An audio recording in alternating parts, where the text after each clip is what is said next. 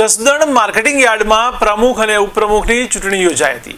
ત્યારે પ્રમુખનો 2.5 વર્ષનો કાર્યકાળ પૂર્ણ થતાં નવા પ્રમુખ અને ઉપપ્રમુખ જાહેર કરાયા છે। ત્યારે પ્રમુખ તરીકે રમેશ હિરપરા અને ઉપપ્રમુખ તરીકે મહાવીર ધાંધલના નામનો મેન્ડેટ હતો। ત્યારે પ્રમુખ અને ઉપપ્રમુખ બંને બિનહરીફ ચૂંટાઈ આવતા શાંતિપૂર્ણ માહોલ જોવા મળ્યો છે।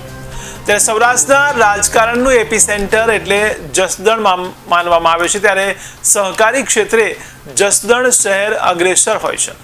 ત્યારે આજે પ્રમુખ અને ઉપપ્રમુખની વરણી થતા ખેડૂતો અને વેપારી મંડળોએ પણ તેમને આવકાર્યા હતા।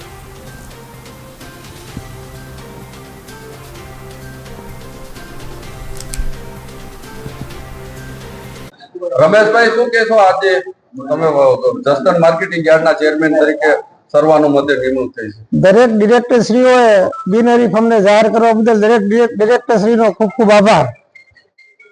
આવનારા દિવસોમાં ખેડૂતોના પ્રશ્નને લઈને તમે કેવી કામગીરી કરશો? હાલ કેવા પ્રશ્ન પડતા? દરેક ડિરેક્ટરોશ્રીને સાથે રાખી અને યાર્ડનો કેમ જલ્દી અને સારો વિકાસ થાય એવી અમે ઉપયોગ રાખીએ।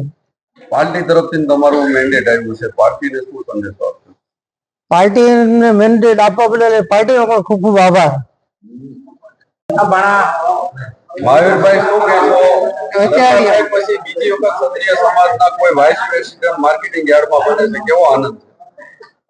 આનંદ તો અમારા સર્વ ડિરેક્ટર ભાઈઓનો હતો, એટલા માટે અમને બિનહરીફ જાહેર કર્યા છે। એ બદલ અમારા સર્વ ડિરેક્ટર ભાઈઓનો હું ખૂબ ખૂબ આભાર માનું છું અને ભારતીય જનતા પાર્ટીનો પણ ખૂબ ખૂબ આભાર માનું છું અને સૌને સાથે રાખી અને યાર્ડના વિકાસમાં અમે બધા સહભાગી થશું।